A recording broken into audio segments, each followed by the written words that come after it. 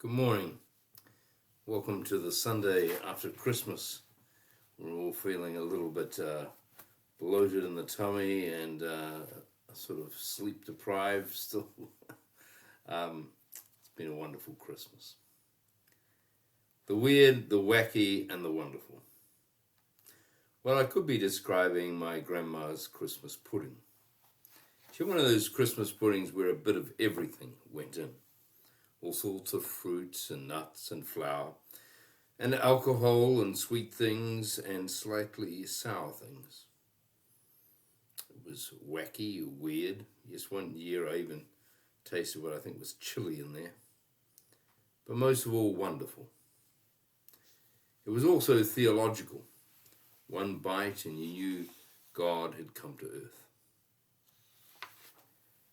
The weird, the wacky, and the wonderful could also be a description of Christmas.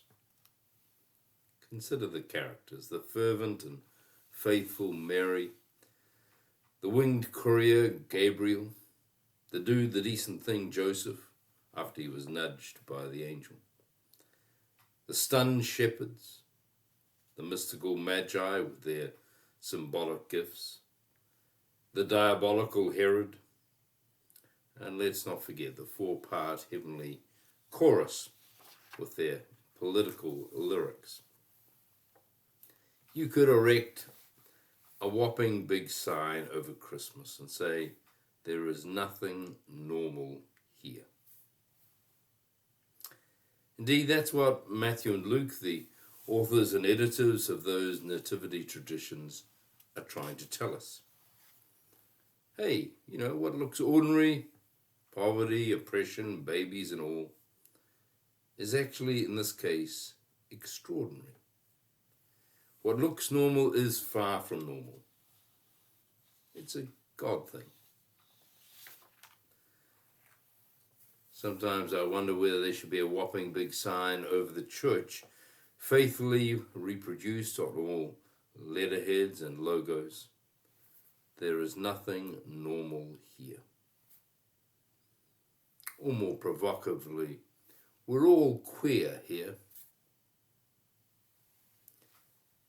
Consider a friend of mine, unfamiliar with Christianity, who took himself some years ago now to a little church on Christmas morning. There are about 60 people there, about 30 more than normal in that church. There were a variety of races represented. There were some people who spoke loudly, and some didn't speak at all. Some were dressed in suits and some had their own unique definition of suitable. There were those who sniffed, there were those who twitched, those who spent the entire service with their eyes glued to the ceiling. My friend wondered what he'd struck. One of the joys of church can be meeting people you would never normally associate with.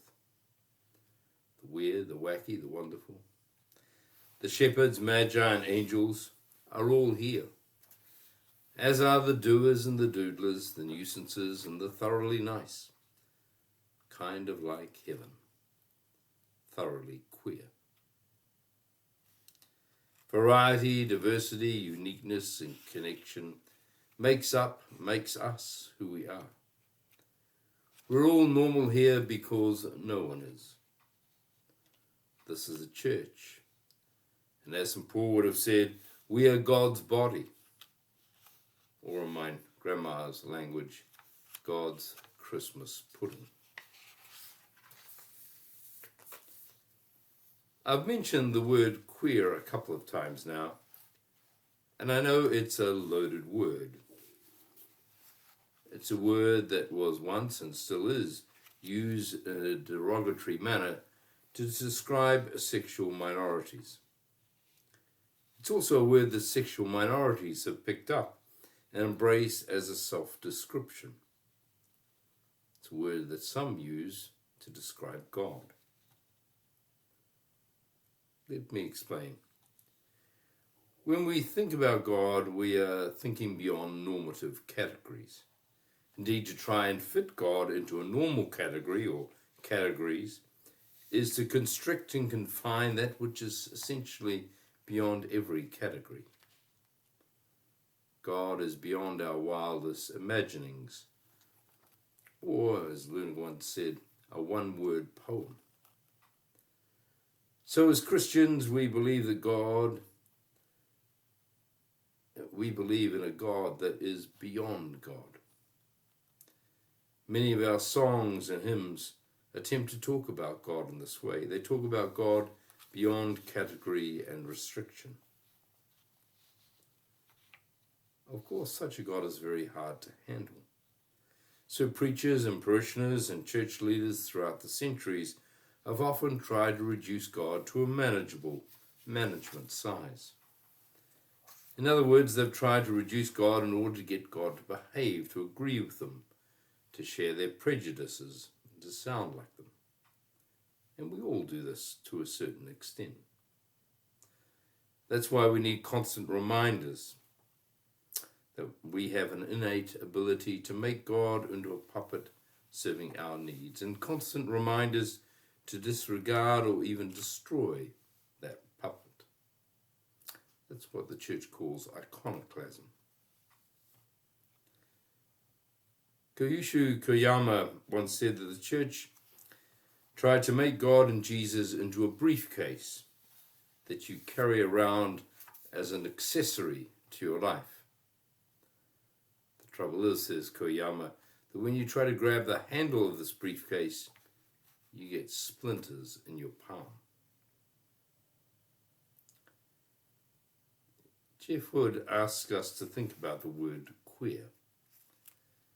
The word describes that which is different and beyond description, that which is not normative, that which is other, that which is outside our categories. Wood says, you see, God has always been queer. God has always been beyond our categories. Too prickly to handle. God has always been beyond our ability to describe. We've been arguing for years about including queer people in the life of the church or not. What we're really arguing about is whether we're going to include God in the life of the church or not. Jeff substitutes queer for word in the prologue of the fourth gospel. So we get in the beginning was the queer was with God, and the queer was God. Jesus shows us what it's like to be queer. He pushes against the boundaries and borders of acceptable and unacceptable religion. The further Jesus pushes into queerness, the more he is reviled and shunned. The definition of God is beyond our ability to describe and contain, or queer, is also a definition, a frame of understanding ourselves as church folk. We are indescribable and uncontainable. We are therefore queer. We are contaminated by association with the queer Jesus and the queer and wonderful who gather in his name. Now, one of the queerest hymns in the Christian repertoire we will sing this morning. I'm talking about Good King Wenceslas. It's a hymn for December the 26th, the Feast of Stephen. It tells of a king going on a journey, braving harsh winter weather in order to give alms to a poor peasant. On the journey, the king's page, servant, helper, is about to give up the struggle against the cold weather, but is unable to continue by following the king's footprints, step by step through the deep snow. Note that the hymn doesn't mention God or Jesus or Holy Spirit. It simply encourages us to bless the poor by doing something practical. The legend is based on the life of the historical Saint Wenceslas I, Duke of Bohemia, 907 to 935. those days. He died a young man. Bohemia being part of the modern-day Czech Republic. After Wenceslas's death, a cult grew, based on his memory. Within a few decades, 4 biographies, hagiographies really, were in circulation. These stories about Wenceslas had a powerful influence on the period called the High Middle Ages, 11th to 13th centuries, in their conceptualization of a righteous king. In short, the story of Wenceslas made people evaluate monarchs in terms of piety and care for the poor, and not just in terms of power and military prowess. You could think of Wenceslas as a privileged member of his class who, motivated by guilt or pity, shared a few coins or crumbs from his wealthy storehouse. You could extrapolate further within a Marxist frame and see Wenceslas as using charity as a means of quieting the revolutionary instincts of the downtrodden, and thus perpetuating the power of the elites, the class to which he belonged and to which he owes privilege.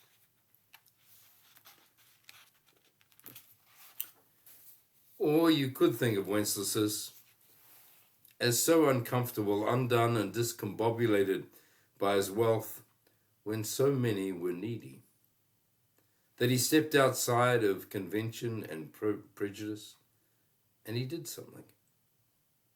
He wanted to do something rather than nothing, and that something required physical, emotional, and spiritual effort. Robert Myers talks about faith as being undone. That is, a disorientation away from one's usual orientation. Not a choosing of a new path, but a choosing to get lost in order to find God. To his peers, I'd like to think that Wenceslas was undone, queer. Both these readings of Wenceslas, from being a sort of a privileged type trying to keep the poor quiet, to being undone or queer, both of them, of course, are conjecture. I like to think that prayer, opening the mind and heart to what A.N. Whitehead says, the tender elements in the world which slowly and in quietness operate by love. I like to think that that disoriented Wenceslas's worldview.